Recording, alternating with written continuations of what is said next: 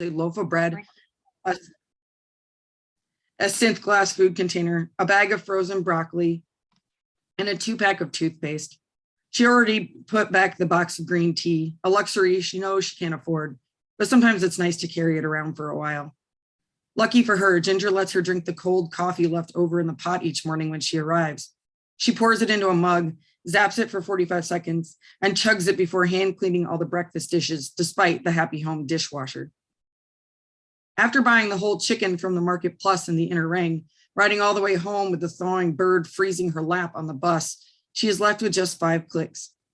Bargain Bucks sells everything for a single click, but Sharon knows that after tax, each item costs a click 19, meaning she has enough to get 4 things to survive her until Saturday. She needs the synth glass container for the chicken, which will feed her all week. The last one broke. The bread makes toast for breakfast and will fill her up. The toothpaste is non-negotiable. She could go without vegetables, as most people in the outer ring do, but she loves them, craves them, and wants to stay as healthy as possible. Broccoli wins out. Sharon leaves the shampoo back in the toiletries aisle where it belongs. She'll skip washing her hair tomorrow, then use up the rest of what she has on Tuesday morning. Maybe some liquid dish soap will do the trick the rest of the week. She wears her hair up in an effort to keep it out of the messes and cleaning products. If she doesn't break much of a sweat, maybe her hair won't smell too bad. She should probably cut it. That would lower shampoo costs and would involve shorter showers. The water bill would go down, maybe.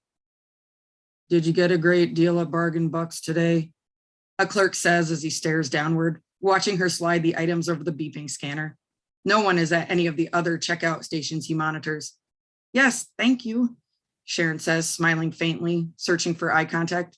How's your day? Happiness and luck with Bargain Buck. Sharon cringes, forgetting that this is the required response for all employees. The man must be about her age, maybe 25 or 26. His name tag reads Jeff. She knows if she asks about the third F that he'll have to claim it's the real spelling, that his employer couldn't possibly have made a mistake. Otherwise, she guesses they would charge him for a new name tag. Why bother? Even though Jeff doesn't stand very tall, he bends at the upper back and neck, obviously bad posture even in his tan smock. He wears his hair in dreadlocks that fall halfway down his back, pulled together by a synth leather string. Sharon tries to imagine her sleek jet black hair the same way. Would that even work? It would take care of the shampoo problem, but no one in the inner ring would hire her if she looked like that. Though it would be hilarious to imagine Ginger confronting her about it. She'd need Harold to do it. She shines her comm at the reader to pay. Would you like to sign up for the Bargain Buckaroo Credit Club today? Jeff says, scanning her receipt to make sure she doesn't steal anything. No, thank you. You could be approved immediately and save up to 5% on all future purchases. Thank you, but no. Can I get a bag, please? I didn't see any at the checkout station. 25 bits. I've never had to pay for a bag before, Sharon says. New policy. Still dead-eyed and lacking intonation in his voice. 1 bit short. She can't afford a one-use bag, let alone an emergency by the end of the week. How will she save enough for a business license? How will she and Lala ever open their own salon and barbershop? Sharon wants to run the business, do the books. Lala will be the lead hairstylist. We'll hire a few people, train them, treat them right, put in tons of hours themselves until they get a few customers. Not like how Happy Helpers pays her the hourly minimum, less expenses. But she has to save. Property rent, business license, costs to get started. Her salon will be nice, clean, classy, but not pricey for the people of the outer ring. Never mind. Sharon crams the toothpaste in her beaten up shoulder bag, unable to zip it shut now. She puts the bag of broccoli in the synth glass container and carries it in one hand, the bread in the other. Thank you, Jeff. Can I help anyone else? He responds. There is no one waiting. Thank you. Wonderful. Thanks, Meg.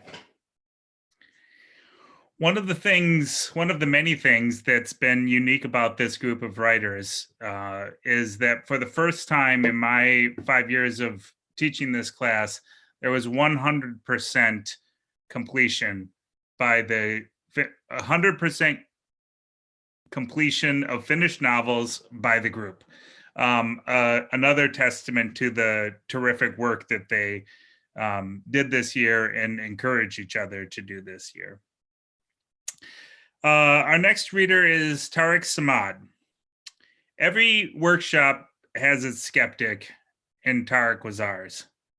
It's a skepticism he uses to great effect in his novel, After All You've Said and Written, an expansive and roaming manuscript about the limits of our wisdom and the very nature of our being. That's a grandiose description, to be sure, but it's also a fitting one. In these pages, the author asks more questions than he answers. He visits the four corners of time and space, and yet still manages an intimate story about one contemplative man's search to make meaning of it all. In the hands of a lesser mind, a book like this might be difficult to bear, but in Tariq's, it's an enlightening pleasure, as he was a pleasure each week. Welcome, Tariq. Thank you so much, Peter. I want to say really that this class has been a phenomenal once-in-a-lifetime experience, and your encouragement and guidance have been instrumental in getting me to where I am with this work. And the cohort has been phenomenal too. So thank you, Peter, Anna, Cheryl, Meg, Megan, and Tom. Well, a few words about my novel, and I think I'm going to say a few more words than the others have said so far about theirs. It's an experimental work with autofictional and metafictional elements laced throughout. There is one sustained character, the narrator, a man whose initials appear in the title of the book. He refers to himself in the second person, so he's writing and talking to himself about his life and work and relationships and reflections. The novel is structured as a series of chapters that are very different in style and substance. A few chapters are research papers on topics related to control systems, artificial intelligence, and consciousness. In a couple of chapters, and these sort of bookend the book, the narrator and his wife are driving back from an evening out. Some chapters have him imagining people in the past and the future living and dying. A cat catastrophe makes his presence felt here and there.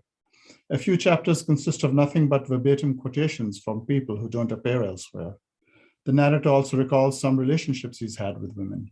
There's a discussion of climate change towards the end, and the final chapter includes a number of letters written as if in an advice column. The style of the book is diverse too. Stream of consciousness and narrative prose are interwoven. Numerous sections are written without punctuation. In other places, equations, figures, photographs, PowerPoint slides, and even a cartoon strip are included. There are, however, several thematic elements and topical threads. These relate to the worldview that the narrator is espousing, as well as various other things that I hope bring cohesion and unity to the novel. I will be reading the first chapter of the novel, which is actually chapter 0. So, After All is Said and Written by A.A. Chapter 0. It's dark outside, early on a dead of winter's evening in Minneapolis. You're ensconced in a favorite bar, unbusy at this hour, notebook open to a page that was blank a half hour earlier. Electronic votive candles borrowed from adjacent tables supplement the dim interior lighting, allowing you to respond to the question you're asking yourself. Now that your book is written, how should it start? You've come full circle. You've closed the loop after a half dozen years. A sense of closure nonetheless evades you. You want to say that this book is about humanity and life, about love and death, about how people think and how they talk, about knowledge and belief and coming to grips with uncertainty, about consciousness and control systems and their interconnections, about the primacy of rationality and the acknowledgement of its limits, about the existential threat of climate change and the distraction of the COVID-19 pandemic, about how the world is what it is and how people are who they are. Or is the book all and only about yourself? You're recounting your experiences, presenting the concepts and results of your research projects, transcribing what you've heard from friends and overheard from strangers, letting your imagination roam with people you know and others you invent, offering your resolutions to the conundrums of life, or second-guessing your theories and resolutions. Isn't that all a product of your mind, an elaborate exercise in solipsism? How could it be otherwise? You've been on a search for sense-making, for understanding the world, understanding the people around you, understanding yourself, understanding your cats for that matter. It's lasted most of your life, the pieces of the jigsaw starting to fall into place some years ago.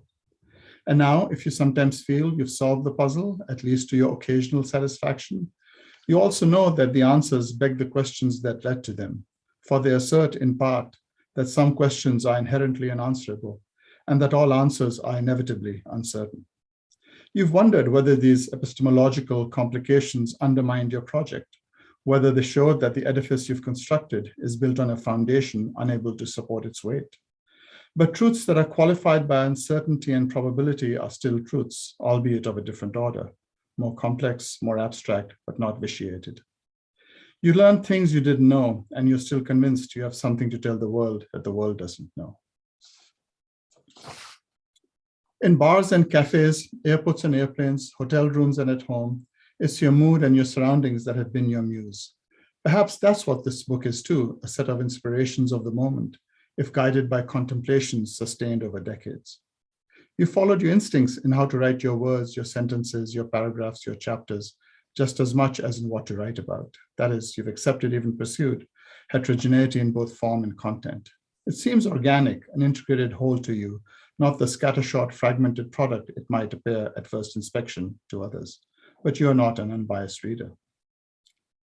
Hiroshima, Harbin, China, Paris, Istanbul, Islamabad, Pakistan, Buenos Aires, Minneapolis, and elsewhere in the US. Life and work have brought you to many places around the globe. What you've seen and heard, the people you've affected and who've affected you, the experiences that have informed or confirmed your mental models of the world and its inhabitants. It's all to be found on the following pages, a journal and more of 6 years and longer. At certain times, and you've noticed they're often coincident with your second martini, gin, dry, twist, and you spy it being carried to your table now. It's a sense of melancholy that suffuses your consciousness. You wonder then about the point or pointlessness of your cogitation and of your insistent rationality. You wonder too at all that you forfeited in service of whatever knowledge and meta-knowledge you've gained.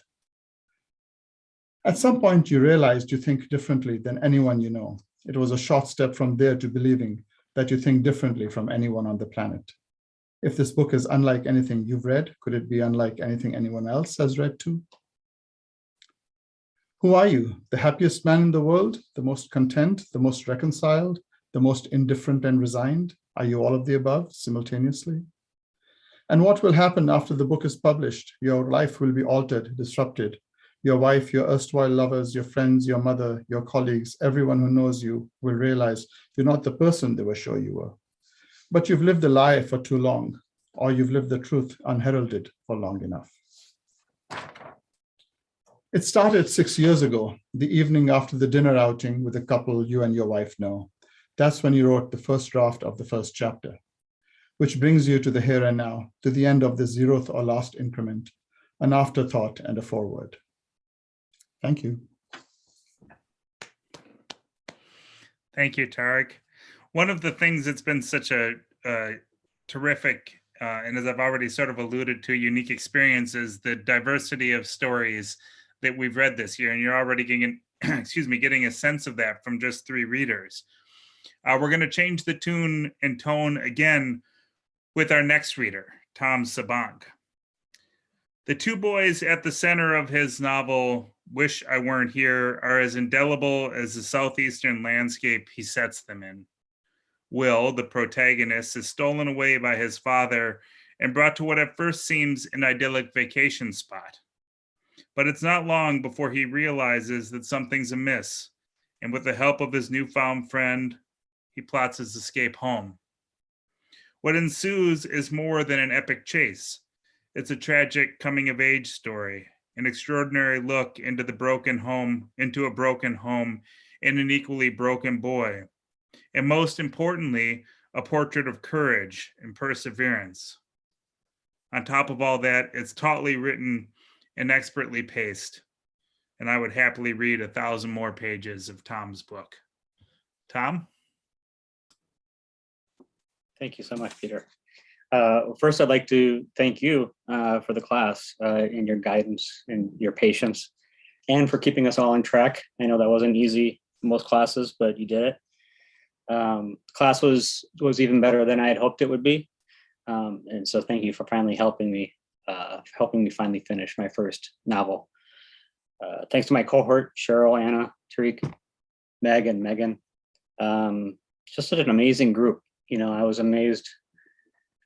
There was no overlap in style or genre or pretty much anything about our books. They're all so different, wildly different and unique, and all your stories are so wonderful. But you approached each project, no matter how different it was from yours, thoughtfully and honestly, and gave wonderful insights. So I couldn't ask for more. And most importantly, I want to thank my family, who I believe is watching. This was such a serious investment in time and money. My wife, Joanne, has been so incredibly supportive the whole way, even reading my first draft with probably over 1 billion typos in it, as the group well knows. And thanks to my sons, Truman, Miles, and Marshall, who had to deal with me being holed up in the office writing night after night. You guys are awesome. So my novel is a book for middle grade children. It's called Wish I Weren't Here. It's a story of a 12-year-old boy, Clay, who goes on an impromptu vacation to North Carolina with his estranged dad. But as the trip unfolds, things don't seem right. He isn't allowed to contact his mom, and his dad's mental state seems to be deteriorating. Clay begins to realize that he's been kidnapped by his father. And with the help of a mysterious kid he meets in North Carolina, he has to figure out how to escape and make his way home to Wisconsin. I'm going to read the first scene of the book. It's called We Made It. The Seaview Motel had no view of the sea. Perhaps when it had been built, when it had been named, each room enjoyed an unrestricted view of the dunes and the never-ending waves. Perhaps also when the Seaview was built, its cinder block base wasn't cracked and crumbling and stained with salt water. But time has a way of changing things. By now, a condominium building, at least 10 stories high, had been built between the old Seaview Motel and the beach, keeping that precious ocean view hostage. And the very foundation of the motel was midway through its long, gradual slide into decay. A faded blue Toyota Corolla pulled off the highway and onto the gravel service road that led to the motel parking lot, punctuating the air with pops from the bits of gravel that cracked and split under the weight of 4 nearly ball tires. As the car pulled into the parking lot, each bump caused the suspension to moan. But in the passenger seat, Clay bristled with excitement. He peered out the window, craning his neck, eyes darting, hoping for a glimpse of the water. His entire 12-year-old frame was compressed, ready to shoot out of the car the moment it came to a stop. They pulled into a parking spot just below the buzzing vacancy sign. This is it, his father smiled as he jerked the shifter into park and the car lurched to a halt. Clay yanked the door handle and heaved his shoulder against the stubborn car door to shove it open. The rusted door opened with a creak and Clay stood up, escaping into the fresh air to face North Carolina's sun. His calf muscles were stiff from idleness. They had driven straight through the night, stopping only to pee and eat cheap hamburgers. Even when they stopped in town to get a few groceries and a styrofoam boogie board, Clay's dad made it clear he should stay in the car. But now, free to move, the pain was worth it. Ever since the moment his father surprised Clay with this last-minute vacation to North Carolina, Clay had imagined this moment, seeing the waves, the seagulls, the sand for the first time. It looked much different than he had imagined, of course, like everything does when you see it in all its naked realness. The paint peeling off the motel, the loose trash in the grassy dunes, but mostly what Clay had neglected to take into account was the smell of the ocean. It was completely alien to him. The air in Wisconsin never dripped with the smell of salt and fish and sand. But that smell was all the invitation he needed. His aching legs sprung into action and he ran past the condos and straight onto the first dune he found. He wore jeans and his shoes were not built for sand, but he plowed ahead nonetheless until he was on top of a mound of sand as large as a bus. There he took in the full scale of the ocean set out in front of him. This was what he imagined. The flat sand stretching out into the water a deep ancient blue rising and lowering, waves curling and falling to meet the sand with a sound that was both a crash and a sigh. Michael, his father shouted. Clay cringed. That name, Michael. Sure, it was his actual name, but these days it felt as alien to him as the salty air. After his parents split up a few months ago, he decided to go by the name Clay instead. It seemed to suit him better. His mother was happy to go along with the change, but Clay still hadn't told his father about the new preference. He didn't know if he ever would. Yeah, Clay shouted back, letting the wind carry his voice while his eyes stayed glued to the waves. Help carrying these groceries, and then we can check out the beach. said his father, getting out of the car and stretching his back. Clay's shoulders slumped a little. He let his eyes and ears and skin take it in for just a half moment longer before he turned to do as his dad said. That wind had been carrying that salty air through the tall grass on that dune forever. It had waited lifetimes for him. It would have to wait a few minutes more because he didn't dare ruin his dad's good mood.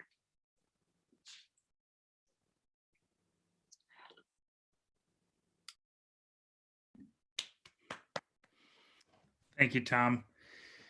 It's interesting to hear Tom and Tariq read one after the next and hear the differences in style and the differences in tone. And those differences, I think, were one of the main reasons, not just the differences between the two of them, but the differences between all of them, that the group was such a unique and successful workshop. We learned so much from each other, I think. I know I did, from the different styles and the different voices and the different tempos that we told our stories in. So, and now for another change of pace. Whenever a book combines a rapping Edgar Allan Poe, a sulking H.P. Lovecraft, the ghosts of mobsters and politicians past, a pulpy reality TV show, unhappy homecomings, broken friendships, sex, and a murder, you've got my attention. This is just some of the witch's brew E.O. Farrow concocts in her massively inventive novel, Providence Murder Ballad. When her best laid plans to return home and murder her double-crossing best friend from high school go sideways, Tina, the book's villain and heroine, finds herself wandering the streets of her hometown of Providence. Over the course of one fateful night, she must come to terms with countless ghosts, both the literal and the metaphorical kind, and decide whether to reconcile with her former best friend or leave her for dead.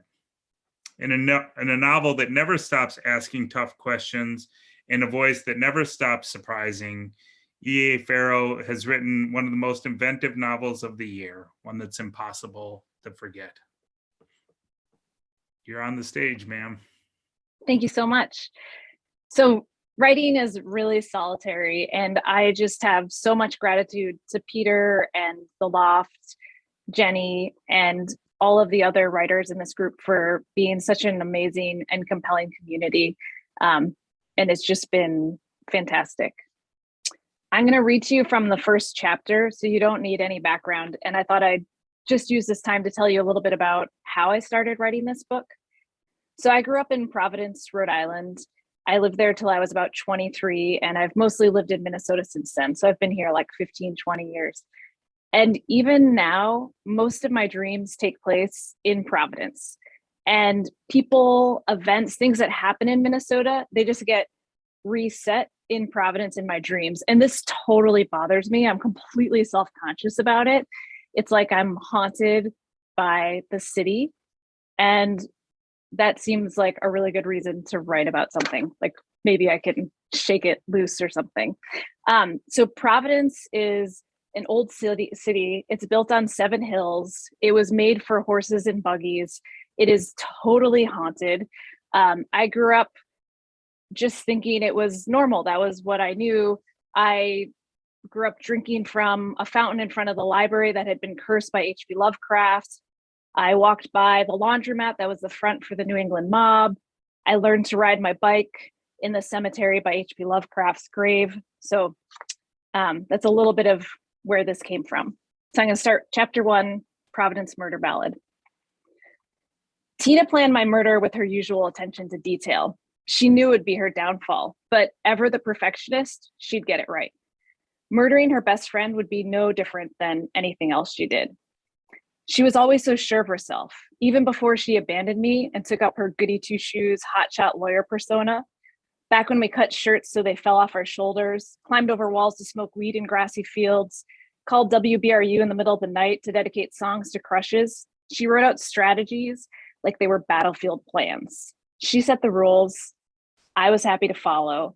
I'd go anywhere with her, at least until she became someone else. I asked for an explanation. How could you murder your best friend? I would have been happy with a couple sentences expressing regret, but I was asking Tina, and I got a Tina response. always the overachiever. She made me a postmortem mixtape, not just a cassette with songs recorded off the radio, but an operatic retelling of those 24 hours before my death. All our favorites from high school. People who say they don't want attention have a way of taking center stage. We meet in her house at night and she recounts the next part of the story. We go song by song in the mixtape. I get it now. You only see into the crevasses of someone's personality when they're forced to the edge. I don't just mean Tina. I'm also talking about myself. She says, I took her joy. What joy? I took the nightmares that had plagued her since we were 16 and turned them to gold. A hit TV series on Holler Plush, Ghoulish Nightmares landed me on the red carpet, the cover of Vogue. I tried to share, but she was all venom, refused to be my date for the Emmys, never even acknowledged I was taking her mom for chemo treatments. And if a TV show can ruin your marriage, was it worth saving? This is how the events leading up to my death began. It was a summer solstice the night Tina came home. I was at my downtown condo in pink pajamas with cucumbers over my eyes. We had plans to meet the next morning, but I hoped we'd at least talk that night. My dad had a concert at the community college next day, and I figured I'd go if Tina came with me. I was looking forward to what I thought would be Tina and Meagh's reconciliation. I should have known better. A cab dropped Tina in front of her mom's house just off Hope Street. She stood with her suitcase on the sidewalk. A dim light shone in the depth of the house. Shadows covered the bright red door and filled the wild mane of the lion knocker. Her mom hadn't left the porch light on. Standing tall, shoulders back, Tina walked past the crumbling retaining wall. She took the steps with a quick efficiency, only to sit down on the metal box where milk was delivered Friday mornings. After a few breaths, she stood again. The smell of wisteria scratched at the back of her throat, and she imagined the vines clawing into the rusted window screens above, growing through the loose window frames to dangle vines into her house. Hand to doorknob, palm slippery in the heat, she tightened her grip. No give. She was locked out. Thinking her mom had left the key under the back porch, Tina walked around the house through the dark yard. She squatted by where her mother usually threw a key under the stairs. Balanced on toes to protect her fitted white capris, Tina groped in the moist duff of dirt and leaves. No key. A movement at the corner of her eye made her whip around to look at the stretch of grass and stand of hemlocks. A rabbit? Feeling eyes on her, Tina held her breath. A rough, wet tongue licked her. She yelped, lost her balance, and fell onto hands and knees. Red eyes hovered in the dark. A small, fluffy white kitten rubbed against her bare leg. Her mom had told her about an intense Ouija board session that sent the message, "My cat will watch over you." The next day, her mom had found a small white kitten on the porch. She fed it, brushed its tangled fur, and let it in, but the cat never got bigger and never settled. Tina had rolled her eyes when her mom told her the Ouija board pronounced its name was Kitty. How profound. When Kitty came into the house, all she wanted to do was race down into the basement. Even Tina's childhood dog refused to go down there. We refused to go down there. The basement made the skin crawl on animals of all species. Kitty, Tina whispered, reaching out to pat the soft fur. You stink. The cat smelled of sulfur and dirt. Mom feeds you people food? Tina scratched behind its ears and the cat pressed its soft cotton against her calves. Oh, sweet kitty, forgotten and alone in the night. Sharp teeth in her hand made her cry out. The cat seemed to evaporate as soon as it drew blood. Tina looked around expecting to be attacked again. She pressed the wound to her mouth, remembering how her mom had brought out the Ouija board to figure out how to handle the media calls. Should she take sides? And if so, with her daughter or with me? Thank you very much. Wonderful. Thanks, Geye. I've talked a lot tonight, or at least some, about the different stories that the group is writing and the adversity that we've overcome and the resilience that they've shown. But I think the most notable thing about this group, after all, is the friendships that seem so genuine, and certainly the connection that I feel like I've made with everyone and have watched the group make. And for all the reasons that we come together in these classes to write these books, that seems like as good a reason as any. And I just want each of you to know, Cheryl and Meg and Tariq and Tom and Anna and Megan, what a pleasure it's been to be your teacher this year. You've said so many kind things about the class. Well, the class is the result of your terrific work and your terrific dedication to each other. And I've learned as much from you as I've taught you. I can assure you of that. So I wanted to squeeze that in before we got to the end of the night. Our last reader is Meagh Kathleen Smith. And when I first heard her describe what she had in mind for this novel, I remember very distinctly thinking that she better be able to write and write really well in order to pull it off. From the first word in Wearing the Black, her novel, she dazzles. Set in Gilded Age, New York, a brilliant young woman who's trained in but not allowed to practice law finds herself suddenly in the favor of perhaps the least likely person, the dashing, annoying Mr. Ryan, her dead father's successor at the family law firm. What ensues is equal parts period piece, whodunit, social commentary, and saucy love story. Taken all together, the effect is simply dazzling. Meagh writes with a clarity and flair that's only matched by her attention to detail. Here's another book, impossible to shake, but then again, why would you want to?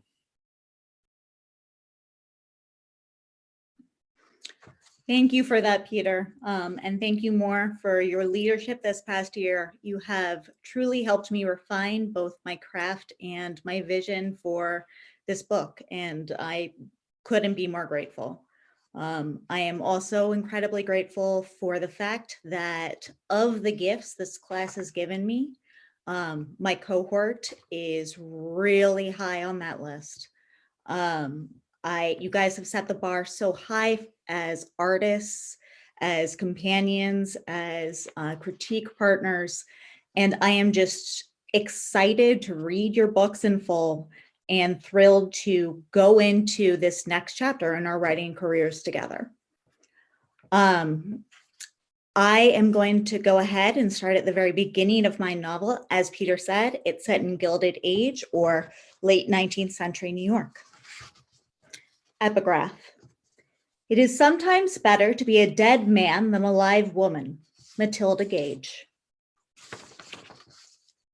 I'm not sure what I would have done had Frederica Albright not come to call. My father's death had left me short of funds and without meaningful work of my own. Boredom conspired with necessity, driving me to consider dreadful measures such as matrimony or even novel writing. I first learned of Mrs. Albright's need for my peculiar brand of legal aid at Uncle Andrew's house, where I'd come for Sunday dinner. I waited on the stoop and ducked my chin into my collar. The dark evening made me grateful that he'd sent his coach to carry me the few blocks from my row house in Greenwich Village to Gramercy Park. Miss Carey, the housekeeper frowned as she opened the door to the brownstone. You've been starving yourself again. I have not. Self-conscious, I ran my hands down the queerest bodice of my dress. I had mourned the bustle's resurrection these last few years, clinging to more rational styles. But Uncle Andrew's housekeeper made me long for a fabric fortress, a garrison of petticoat troops with a bustle captain. Not for the first time, I wished that Sunday weren't the butler's half day. The man's discreet disapproval was easier to endure than the housekeeper's well-meaning concern. Allow yourself to waste away and you will break his heart. If you will not take care of yourself for your own sake, she trailed off. Despite these exaggerations, I was perfectly well. It's true that in the aftermath of my father's death, I'd experienced some difficulty with food. The situation had gotten bad enough that loved ones took turns sitting me at the table and staring me into each bite, indifferent to the way it turned to ash in my mouth. I was healthy now, simply angular, sharp-faced and skinny if one were unnecessarily honest. The housekeeper's natural roundness led her to equate weight with health. I suspected her and the cook of feeding Uncle Andrew into the gout that plagued him, and I intervened in his diet where I could. She shooed me into the parlor, confiding, "That nice Mr. Ryan is here." My feet stuttered on the threshold of the double parlor. Indeed, two men occupied the far chamber. One was Uncle Andrew, stroking his sideburns as he considered some point of his colleagues. The other was the devil in the flesh. I might as well admit it was attractive flesh. Christopher Ryan's coloring is ordinary, all shades of tan and brown, but his face has the symmetry of classical sculpture. He has one small scar, an arc that bisects his right eyebrow and saves him from marble perfection. His height and athleticism also help Mr. Ryan to stand out from the crowd. If they manage not to puff, most people seem to wear, sagging and fraying like old pillows. You're sure you won't stay? Uncle Andrew pressed. Thank you, but I am otherwise engaged. Mr. Ryan looked up to find me approaching. As much as I hate to deprive Miss Carey of the pleasure of my company. Jacqueline. Uncle Andrew smiled at me before fixing his face into a scolding expression. I don't know why the two of you refuse to get along. Rarely have I seen otherwise amiable individuals so determined to bring out the worst in one another. I'm afraid Mr. Ryan finds me shrewish, I said icily, seating myself on the giltwood settee as far from his chair as I could manage. And Miss Carey objects to both my intelligence and my breeding. Nonsense. Jacqueline is too discerning for that, and not at all high in the instep, Uncle Andrew protested. He said nothing to refute the accusation of shrewishness, and Mr. Ryan's lips twitched as he, too, noticed the oversight. His housekeeper must have caught Uncle Andrew's eye because he nodded at her and rose. With a casual air that deceived no one, he observed, You know, Chris, I can think of no individual better suited for the particular duties of a lawyer's wife. Neither Mr. Ryan's nor my reaction to this suggestion did us credit, and so I will admit them.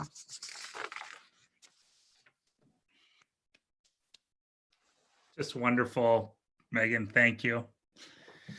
As Jenny mentioned at the top of the program, if anyone, and it may be hard with this large of a group, but if anyone has any questions or observations they'd like to shout out, we can go ahead and do that. Either by voice or in the comments. I noticed a lot of people with familiar names. I presume that was family for some of you. Really, really nice of you all to join the group. And it's been really nice to see all of the encouraging comments in the chat function as well. Readers, you did just a magnificent job. It's hard to believe that this, I guess, brings to a close officially our time together as a group. But I'm sure that it won't be the last time we'll see each other, either individually or as a group. You've been one of the most memorable groups that I've had, and I'm really delighted to see how far you've all come, to finish reading your books. And to see where the future takes you. You've all got terrifically bright futures. So let's give them another air clap again. Thanks, everyone. Thanks, everyone, for coming. Jenny, thank you for hosting. And I hope everyone has a great night. And we'll see you again next year at this time. Thank you, Peter. Thank you. Good night. Thank Yeah. you. Good night. Wonderful you. readings. Yeah. Thank you. Thank you Good for night. thank you for letting the rest of us listen to. I thought I was just going to listen to one book, but I heard all of them and they were just fabulous. And just thank you all for all your hard work and for us being able to get a glimpse of your books. So thank you. What talent. We have a lot to look forward to. Peter, Well, have all- fun with your new favorite cohort. Say that again, Meg. I hope you have fun with your new favorite cohort. Sure, I will. Thanks, Meg. For all the books, they will all be published. Well, we certainly hope so. They're amazing. The range, the depth and breadth, they were fascinating. Thank you. I agree.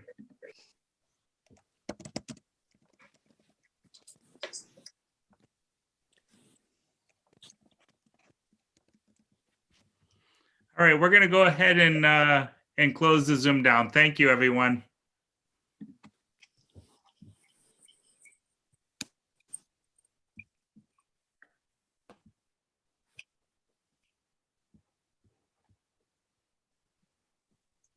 Thank you, everyone. Good night.